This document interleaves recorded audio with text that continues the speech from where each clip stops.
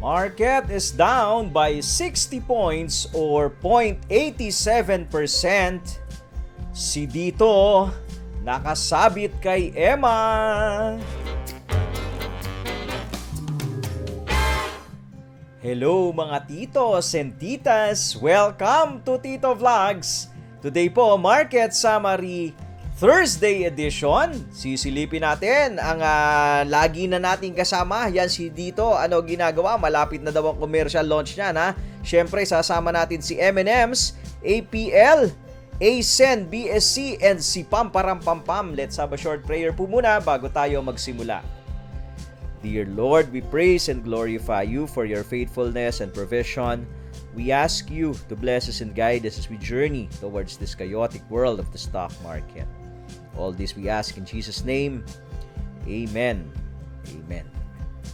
Mga titos and titas, yung naligaw lang po dito sa ating channel, ito po Tito Vlogs, tambayan po ito tungkol sa stock market na kung saan yung 13 years of experience natin ay kinukwento natin sa pamamagitan ng tambay style. Yeah? Kaya kung naghahanap po kayo ng tatambayan, naghahanap na kayo ng mga katambay, ay liga na po. Welcome na welcome kayo dito sa ating tambayan. Pasok, pasok, pasok. Marami kaming upuan na malalambot. Yan, pwede nyo tabihan yung Team No Skip Ads, Team Auto Like, Team Replay Bombers, pati yung mga nasa front row, pwede nyo tabihan ngayon. Yan, Team Patreonatics natin, ha? Pwede nyo silipin yung aming kabilang tambayan, patreon.com/TitoVlogs kung nagugustuhan nyo itong video natin at gusto nyo suportahan itong ating mumunting tambayan. Pero syempre, para naman na hindi kayo maupi, makahabol ka agad kayo dito sa tambayan natin, meron kaming starter kit. Yan. Yan, dun sa mga nagtatanong, paano ba magsimula? Nandyan po yung starter kit natin, mga titos and titas. Nandyan yung mga basic principles and foundation na na-discover natin dun sa 13 years. Kaya tayo nakasurvive sa chaos. Baka humakatulong sa journey nyo dito sa stock market. So pagkatapos itong video na to, pwede nyo puntahan yan. Pero kailangan ma-click nyo muna yung subscribe button dahil tuwing Lunes hanggang Biyernes, meron pa tayong live na tambayan. Yun ang mas masaya. Samahan nyo kami, ha. Live kulitan, live silipan. No? Pwede kayong mag-request ng mga papasilip nyo hanggang 15. Basta aabot do sa top 50 natin, ha, mga titos at titas. So yan, kita-kits tayo. Bukas, meron tayong tambayan, ha. 9:20 po ang simula. Ngayon muna, sisilipin muna natin yung ginawa ng market natin today. Kahapon up tayo, hump day. Ngayon Thursday ay down tayo ng 60 points. Konti lang naman to. Mamaya sisilipin natin yung chart. All sectors and most of the sectors are in red except for industrial sector, no, mga titos and titas. Lahat halos ay namula. Ang ating value turnover mababa ngayon, 6.7 billion compared to mga previous di ba? Mga previous days natin na umaabot na tayo ng 8 to 9 billion. Mukhang maraming naka-buy and hold or hold and ipit. Yan ba yan, ha? Ang ating punto, ang gainers natin ay 110, ang ating losers ay 119. Hindi masyado naman nagkakalayo po yan. At ang net foreign selling natin ay normal na 627 million. Patuloy pa rin. Ilang taon na talaga lumalabas yung mga forex dito sa market natin, ano? Titignan natin, baka pagka naman nag-iba na ihip ng hangin, magbalikan na yan. Silipin lang natin sino yung mga nagdala, bumuhat, no? Ng ating index, itong most active. Yan. Si Dito, ayan, number 1. 534 million ang value turnover niya. Si Now, pumapangalawa rin, ha. Up ng 20%, 484 million. Si BDO, nandito rin. Syempre, yan, blue chip yan, ano? Hindi naman nakakapagtaka. Pero itong si Pamparampampam, pumapang-apat, nasa 300 billion ang value niya. MBT, blue chip, given. SM, blue chip, given. Ali, yes, given na rin yan. JFC, given. Tel, given na rin yan, at saka yung ICT. So, ang medyo kakaiba rito, si Pamparampampam at saka si Now, dun sa most active natin, mga titos and titas, no? So, silipin natin syempre, mamaya si Pamparampampam, ha? Pagkatapos nitong ating mga tabalits, unahin po natin, galing sa Inquirer.net, first shipment of AstraZeneca coronavirus vaccines arrives in PH. Aba, nasa lubong nyo po ba Manila, Philippines, the first shipment of COVID-19 vaccines developed by British drug maker AstraZeneca has arrived in the Philippines on Thursday. Kanina yan ha. At the plane carrying 487,200 vaccine doses from WHO-led COVAX facility landed in NAIA past 7 ba't PM to? Kanina lang. Mainit-init ito. Past 7 PM. Ngayong gabi lang pala. Hindi ako naabisuhan ha. Dumating na pala. Na-late lang tayo ng konti. It will later be towed to Villamor Air Base where government officials including President Duterte will kita mo naman meron pang pagwe-welcome dito sa mga bakuna, mga titos and titas ha. Nandiyan pa si President Duterte. So good news po ito, no? So pangalawa nauna na yung Sinovac. Kung yung Sinovac medyo naghe-hesitate pa, marami pa naghe-hesitate. Sabi, Sinovac siya. Diba? Tong AstraZeneca, palagay ko, wala lang astrasan to. Dire-diretso na, palagay ko, magpapaturok na yung mga gusto magpaturok. May mga options na, diba? Nandyan na si Sinovac. At tapos nandito pa, si AstraZeneca. So, good news sa ating economy. Pero tignan natin bukas, Friday. Makakakita ba tayo ng Bull Friday? Pero mas maganda sundan yung chart. No? Kung mag-Bull Friday ba tayo. Next balita galing ulit sa Inquirer.net. Moody's bullish on PH. The Philippines and other association of Southeast Asian countries stand to gain from an anticipated tech export boom amid the new normal of social distancing and working online, sabi ni Moody's Analytics. Vietnam, the Philippines, Malaysia, and Thailand are especially well-positioned to benefit from the surge in global consumer electronics demand in the short term, but also from a potential longer-term realignment. Ano itong realignment na to? As the ongoing tech battle and concerns regarding intellectual property theft will be pervasive, sabi ng Moody's Analytics economist si Tita Shahana Mukherjee, no? Mga titos and titas. Moody's Analytics said it helped that Southeast Asian countries were most deeply integrated with the global electronics industry, creating substantial value at the processing and assembly stage of intermediate goods. So ito, electronic sector naman, mga IT sector natin, ang bullish si Moody's. Akala ko naman buong Pilipinas na ay mukhang electronic sector.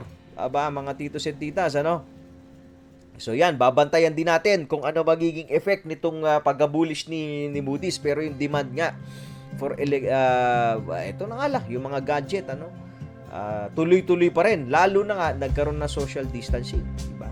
Yung mga online classes, ang daming demand sa gadget, no? Hanapin nyo na. Ano ba yung mga stockies na related dyan kung sakaling magtutuloy-tuloy itong pagiging bullish dito ng Moody's, no? Magiging bullish ng ating in IT sector, electronic sector, mga titos at titas. Next balita, galing ulit sa Inquirer.net. BSP says PH firms rebounding from pandemic in 2021 to 2022. Ayan, sabi ng BSP ha.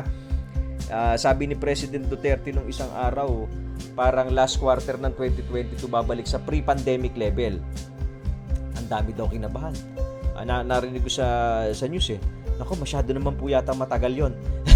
so ngayon, kumakambyo si BSP. Hindi naman kinokontra, di ba, yung sinabi ni Presidente. Sinasabi lang, kina-qualify. Ibig sabihin, mga titos and titas, yung pre-pandemic level, yung GDP natin, yung growth ng economy natin na pre-pandemic, pwede nga pong last quarter ng 2022 mangyari. As said also by Ninong Jasa, di ba, doon sa mga previous tabalids natin. Ngayon, sinasabi ng BSP, itong rebounding, itong pag-akyat, yung simula, yan, makikita po sa 2021. Manila, Philippines, the Philippine corporate sector is expected to bounce back this year and next as restriction to business operations are gradually eased, which in turn will help the local economy recover. Sabi po yan ng BSP. So magsisimula naman na po talaga ngayon. Yan na, lalo na dumating na yung mga vaccines, mga titos and titas. But then again, yung pagbalik do sa pre-pandemic level, ang index natin nasa 7.2, 7.5 area yata. So makikita natin mga fourth quarter pa. So probably fourth quarter na 2022. So kung tama po yung ganyang analysis, pwede tayo mag-dribble hanggang 7.5 siguro. Pero after that, baka doon tayo magsimula mag-breakout, mga titos and titas. So mamaya, silipin pa rin natin. Siyempre, ano ginagawa ng index, kung magkakatotoo ba yan, ha? Bago yan, ipasok muna natin ito, special na balita. No weather disturbance in the next 2 to 3 days, sabi ng Pag-asa. Aba, mga titos and titas, ha? Manila, Philippines, no weather disturbance will affect the country in the next 3 days. The Philippine Atmospheric, Geophysical, and Astronomical Services Administration said Thursday. Cagayan Valley, Cordillera Administrative Region, Aurora, and Quezon will have cloudy skies with light rains also due to northeast monsoon which will prevail over most parts of Luzon. Okay, sabi po ng Pag-asa yan, mga titos at titas. Good news to. Good news to, ha? Alam nyo kung bakit, ha? Abay, pwede tayo maglaba bukas. Makakatuyo tayo. 2 araw. 2 hanggang 3 araw, ha? Makakatuyo tayo ng sinampay, ha? Good news yan sa mga maglalaba. Planuhin nyo na. Mamayang gabi, pagkapanood nyo po nitong ating market summary, ha? Ay, ihiwalay nyo na kagad. Ha? Yung puti at dicolor para bukas, isasalang nyo na lang. Ayan, Tito Moves yan. Yan ang ating weather, ha. Ang gandang balita nito. Kita nyo naman, ang ganda. Ayos to. Excited maglaba bukas. Ayan, 2 to 3 days daw. Ayan, nako. Tignan natin kung ano pa magandang idudulot niyan sa stock market, ha, mga titos and titas. So yan muna yung ating mga tabalits. Ipasok na po natin yung syempre yung ating eto na, yung silipan portion natin, mga titos and titas. Teka, hindi yan, ito. Ere. Yan. So, si PSEI po, mga titos and titas, sabi natin kung pre-pandemic, di ba? 7.5 area. Nasilip naman na natin yan na ilang araw, no? So, ayan po. 7.2. Ito, tinitignan na, tama ba? 7.2 yung pre-pandemic. January, ayun, 7.2, 7.3 area. Yan, huyang guhit na yan, no? Mga titos and titas. So, ngayon, malayo pa tayo dyan. Dahil ngayon po ay nasa 6.8 tayo, Bumalik na naman tayo. So, posible ba na abutin natin yan this year? Posible rin, di ba? Pero, kung tatawirin natin, no? Kung makakatawid ba tayo dyan, kung susundin natin yung analysis nila Tito Jasa at ng mga ibang mga experts, no, baka nga third to fourth quarter, makikita mo pinipinahan na yan. So ngayon, expect natin as traders, based syempre yung first quarter natin, yung ating GDP or yung economy natin naka-lockdown pa, di ba? So expect natin na hindi pwedeng hindi nga mangyari this year na tawirin, nalakpasan yung pre-pandemic level. Pero kung mahihit yan, posible, di ba? Kung malalakpasan at masusustain, yun ang tanong, di ba? Yung kung masusustain niya. So that will come as a big surprise, no, mga titos and titas. Kung sakasakali, good pa rin naman yan, no? Kung mangyayari yan. But as traders, syempre pinag-aandaan natin kung sakali man na talagang mag-dribble itong market natin, no? Ready tayo. So palagay ko, eto na, since nandiyan na yung mga bakuna, and eventually we're hoping, no, na next month mag-MGCQ na tayo. CQ pa rin yan, ha, pero magkakaroon ng M, mga titos and titas, ay unti-unti na nga mag-rebound yung economy. Ano ang dapat ginagawa ng traders, mga titos and titas, no? Ngayon pa lang, ha, pagkatapos nitong video na to, mga titos, eto, Tito Moves na naman to, ha, dapat po ay ini-scout nyo na yung inyong hahawakan na stock sa next bull market. Yan, ha. So, para hindi na kayo patalon-talon. Kasi ang mangyayari po sa inyo rito sa market, ito based on experience, ha. Last bull market, hindi namin alam na nagsisimula na pala, no? ang ginagawa namin noon, in out pa rin. Shake out pa rin. Pag nalalaglag, kasi bagong-bago lang ako noon, 2009 bull market ha. Biro mo, bobombahin. No? Tapos pagka nilalaglag, malalaglag ka, shake out ka. Kasi wala kang pag-aaral no. So, importante po, ngayon pa lang, inaaral nyo na yung mamanukin nyo. Yung bubudigahin nyo ngayong taon. No? Yung willing kayong hawakan ngayong taon at bibili nyo unti-unti. Every dip mag-a-add kayo. Marami po dito nagte-trade, no? Yung galing sa sweldo nila, portion, pinante-trade. Maganda ho yan, no? Nag-aalat kayo. So, ibig sabihin, monthly or bi-monthly, kaya nyong bumili. Diba? So, yun ang maganda. Itong taon na to, ito yung panahon ng taon. Ito yung taon ng pag-iipon. Diba? Hindi ito yung... Ayan na naman diba? Palagay ko natapos na tayo dun sa lalo na pag na-lift na to, no, pag nabukas na economy natin, palagay ko natapos na tayo doon sa patalon-talon, doon sa half on, half off, no? So, mababawasan na dapat yan yung pagiging turista dito sa stock market, di ba? Most of your, siguro, mga titos and titas, most of your BP dapat nakaalat na doon sa tinitignan natin na rebound ng economy. No? At sino yung mga sectors na magbe-benefit? Yan ang number 1. Number 2, anong companies, no, yung sasakyan natin na may growth stories, di ba? Yung merong storya na makakasakay dun sa new normal. Yan, Tito Moves yan. Kaya sana na-like nyo po, no, mga titos and titas.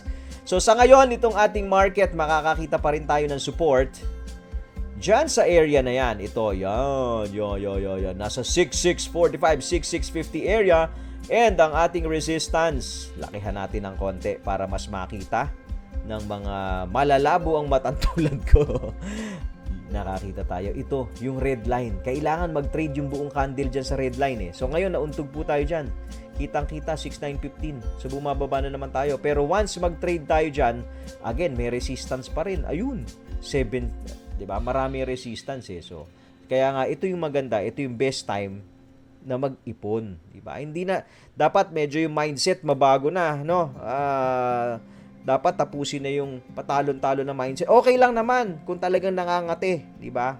Nangangati yung kamay nyo, talagang gusto nyo mag-trade pa rin actively, nothing wrong, no? Alat some portion of your portfolio dun sa pagiging active na magte-trade, no? Pero dapat, for me, coming from a position trader standpoint, meron na kayong pinuposisyon. Ang ganda ho ng bull market. Pakikita ko sa inyo Ito hindi all in kagad Hindi natin ina-advise talaga kahit anong di ba? Lalo na pag magpuposisyon ka, hindi ka po pwedeng all in agad Kasi dapat dito magbibili ka lang pagka nagdidip. Ito yung 2009 recovery Asa na yan? Balik mo, pakita mo sa akin yan. Ito. Makikita mo to, no, mga titos and titas.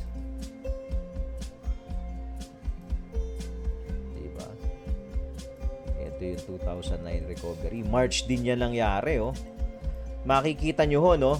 Naka-steady yung market natin ng January, okay, hanggang February. Pagdating ng March, ayan, Tandang-tanda ko to. Ayan, pagdating ng March, no? Yan po, dito nagsimula ang lahat. Yan. Biglang nagkalaglagan yung sell-off na tinatawag. Makikita ninyo, mga titos and titas, yung mga nag-attend ng webinar. Ayan, 3 araw biglang nilaglag. After that, on the 4th day, umakyat. Dire-diretso.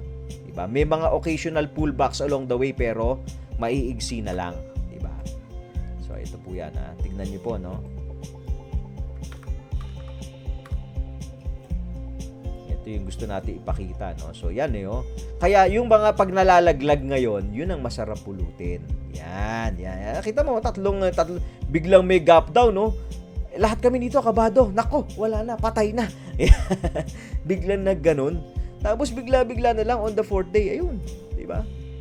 Ayan Bigla na lang dalawang sunod na long green, tapos may red ka, tapos sinunod-sunod na naman, tapos nag-pullback, sandali lang, pullback, tapos akyat na naman, pullback, pero yung mga pullbacks niya po, ito yung babantayan nyo sa market. And even, magre-reflect din po yan doon sa mga stocks, no? So, pagka yung pullback, sabi natin, maiigsi na lang. Ayan Yan na yun. Yan na pala yun. Which is, hindi namin, ako hindi ko pa alam noong time na yun. Naging in-out pa rin tayo. Hanggang sa, parang, nagugulat ka, naiwanan ka na pala, no? Active ka, gising. Ito, yun ang mahirap dito eh. Di ba? Gising na gising ka, no? Pero naiwan ka pa. Yun yan eh. Dilat na dilat ka, nakikita mo, umaakyat, naiwan ka. Bakit? Kasi in out ka pa rin sa market, no? Hindi pa rin nagbabago yung ugali mo, no, mga titos and titas. Kaya yan po, pag-isipan nyo, ngayong gabi lang, pag-isipan nyo mo yan. Kita nyo yan, no? Tapos dire-diretsuhin ka na naman, babanatan ka na naman ng isang dire-diretso. Ayan, dire-diretso. Tapos may mga konting red, di ba? Tapos babanatan, may konting pullback. O, tignan nyo yung pullback. Oh, Diyos ko po, ang saya nito. Ilang taon, lahat ng bilin mo umaangat. Pero biro, no? Lahat ho ng bilin nyo dito, halos lahat aangat. Pero nauuna ho dyan, blue chip, ha? Ayan, oh. Pag pullback, akyat na naman. Ang tsaya-tsaya ng bull market na yan. Kaya, yan po mga titos and titas, Tito Moves yan. Ipasok na natin si Todits.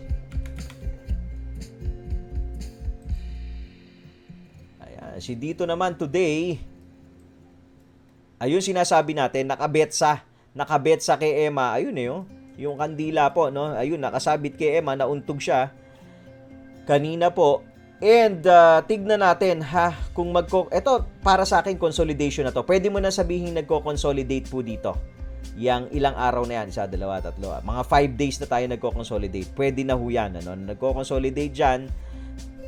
As long as hindi na tayo mag-close below 1450, close po yan pwedeng malaglag yung candle pero iaakyat ng 1450, magko-close above 1450, probably makakahinga na yung mga nakabili sa tuktok nitong dito. Yan. Basta hindi na tayo mag-close ng 1450. Kahit malaglag pa yan, kahit i-touch pa tong blue, okay pa yan. Kahit mag 1350 pa yan, pero magko-close ka above.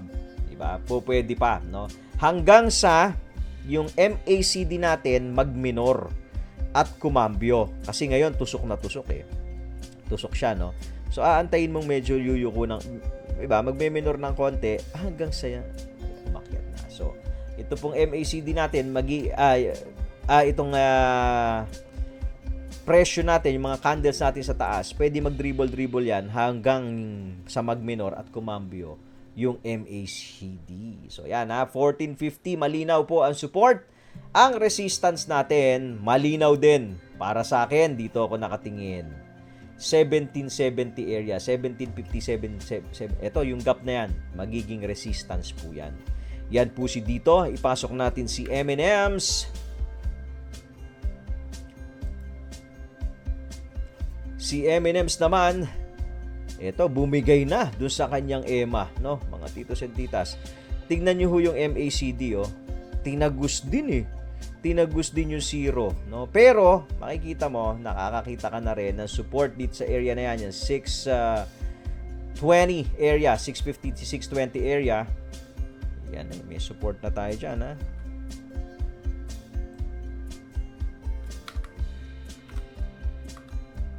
Nakakakita na tayo ng support dito. Yan, sa area po na yan, ano?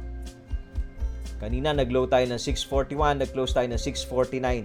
So, hanggang 620, pwede ka makakita ng support dyan. Ito, no? Kung saan din siya nag-consolidate dati. So, yung resistance niya, nag-a-act ngayon as support. Hanggang sa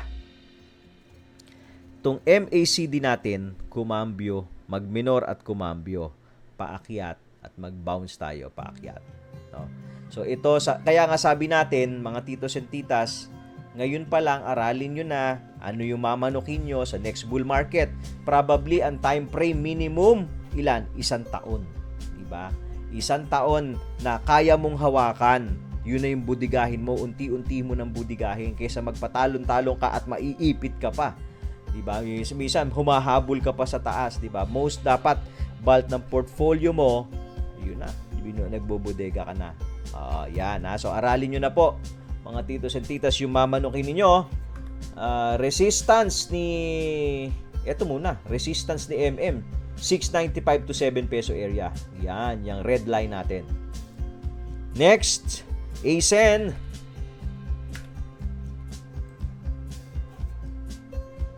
Si ASEN, ang ganda ng salo sa blue line, mga titos and titas. So, sinasalo pa ulit siya ng blue line, pero nakabingit na, especially yung candle today, So, tignan nyo po yan, i-observe ninyo. Again, no? Tignan natin, drawingan nga natin ng parallel channel to. Baka sakaling gumana. Hindi, ito yan eh. Kung ako do-drawing, dito ako lalagay. Yan. Tama ba? Kung ibababa natin, ano itsura? Pilit. Walang tatamaan sa ilalim eh. Dito ka dapat huhugot eh. Sa simula no uptrend eh. So, pwedeng ganyan, di ba?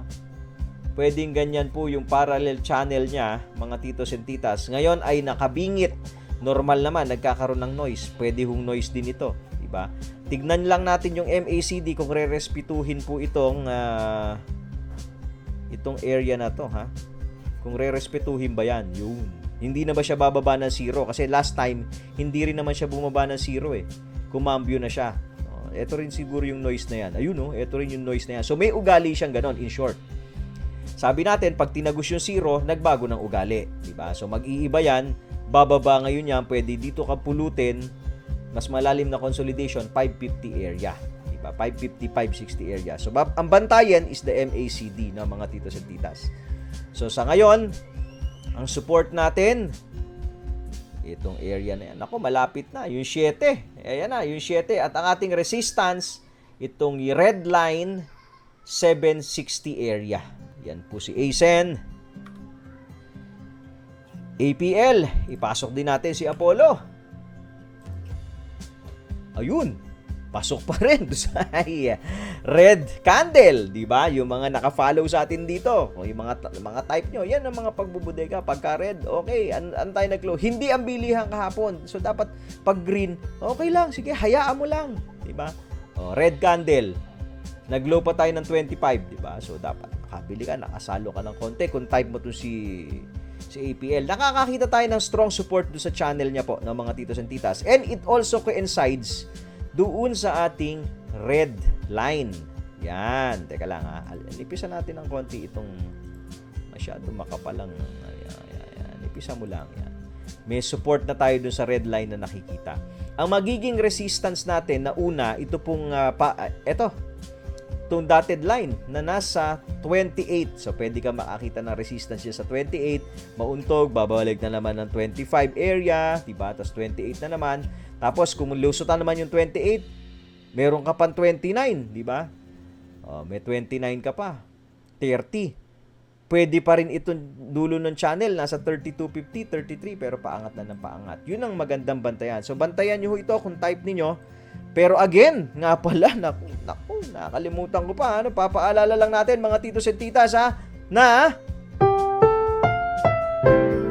ito pong ating programa ay rated KKBB, no? Kanya-kanyang bili at benta po tayo, ha? Hindi po to recommendation to buy, sell, or hold, no? Huwag niyo pong basta-basta binubudega hanggat hindi niyo inaaral. Importante ho yung due diligence plus tingin niyo rin. Subukan niyo rin hong iguhit yung mga charts. Basahin nyo rin po kasi sabi nga natin, iyan ho ay subjective, diba? Yung lalo na yung mga nakikita nyong parallel channel. So tayo, sinishare lang natin yung analysis natin based dun sa 13 years of experience natin. Yan, KKBB tayo, your money, your pera. Yan na, si APL, support 25, malinaw. Resistance 28 to 30. Yan, si APL. Next, BSC. Si BSC, eto rin, isa pa malinaw, di ba? Mababait itong mga mababait itong mga alaga natin Ito mga binabantayan natin, no. Ito naman, malinaw na malinaw din po, mga titos and titas. Ayan, no. Nasa box, trading within the box, within the rectangle, mga titos and titas. Kitang-kita.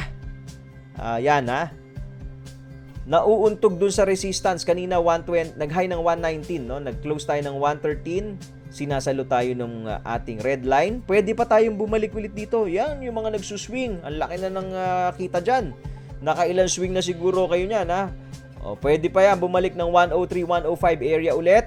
Tapos bakit na naman? Bakit? Yung MACD kasi, ayun, pero malapit na. Mukhang tatagusin kaya zero nito.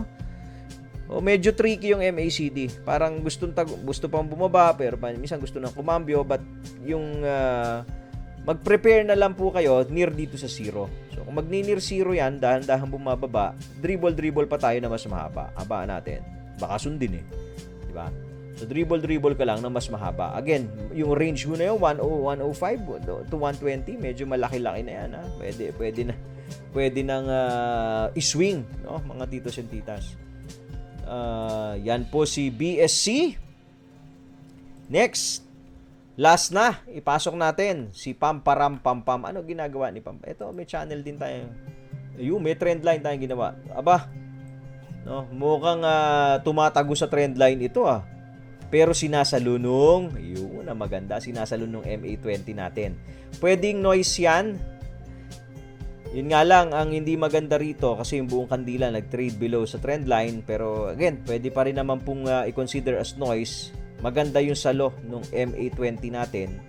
Ang hindi lang maganda rito, itong MACD talagang andun sa nakikita mo yung MACD bearish pero yung presyo bullish.